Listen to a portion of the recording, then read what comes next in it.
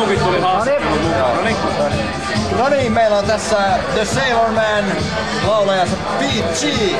Ja mikä on nyt meininki ennen keikkaa? Mikä on nyt niinku se tunne? Tuleeko tästä illasta sensaatiomainen ilta? Tästä illasta tulee saatana myrskyisä, joka on täynnä pimeyttä ja kuolaa. Koska me ollaan varaudut tähän niin hyvin, kattokaa nekin siinä on Sam of Finland. Aivan joo.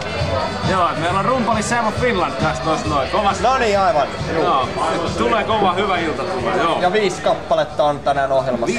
5 kappaletta, joo. Vähän Kimmeliä ja vähän Rolling Stonesia. Niin, ja yksi Antti Tuiskun biisi. Aha. Joo, se on ihan uutena yllätyksen vedetään Antti Tuiskuun yksi biisi. Selvä, loistavaa. Joo. Ja onko mitään ekstra spesiaalia, mitä voidaan odottaa illalta? Alastomuutta. Ahaa, Kaikki ei voi paljastaa vielä, mutta sitten aktin aikana. Full frontal nudity. Niin. Full frontal nudity. Niin. Täys nudity, joo. Selvä. Ja tämä kaikkihan menee suoraan, dokumentoidaan hienon kuvaajamme Arin.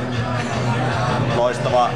Ja meillä on myös pari tämmöstä perinteistä kuvaajaa täällä, Johanna ja Ville. Niin, lehdistö on myöskin paikan päällä ja Kyllä. kaikki mediat ympäri maailmaa seuraa tätä tapahtumaa.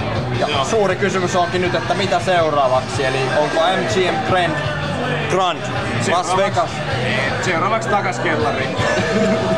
Back to the basement. Niin, back to basement. Niin, eli toisin sanoen menestys ei ole noussut päähän. Ei ole, että me aloitetaan eka valtaamaan maailmaa ja sitten takas basementtiin. Aivan, eli Meillä on ensi viikon Hollywoodista. Vittu. Eipä se on kun Fillmoreissa. Meillä on keikka ensi viikon. Joo. Kaliforniassa. Sitten basementtiin. Niin, sit basementtiin. eli tässä on yhtye, joka ei ole myynyt sieluaan. Ei niin basement Paitsi paholaiselle. Niin, aivan. Paitsi paholaiselle. Meillä on Basement Jacksin lämpärinä. Niin on. Basementin. Ollaan suunnitellut kans Rolling Stones on pyytänyt että ne pääsis meidän lämpäribändissä. Ai joo. Joo, me ei olla vielä ihan Emme varmaan kerro. siellä on tunkuu muillakin bändeillä, et just esimerkiksi Metallica ja Judas Priest on tosiaan. Se on Turbo Negro, hei. Niin, joo, Turbo Negro Se on kanssa. joku norjalainen vittu. Joku skeidan-bändi, Lowlight-bändi, joo, niin ne kans halus meidän bändäreiksi ja lämpäreiksi, niin en mä tiedä sit siitä, että Me ehkä lainataan niitten kitarakaappiin. Ehkä. Niin. Mut semmoset on fiilikset meidän tänään. Joo.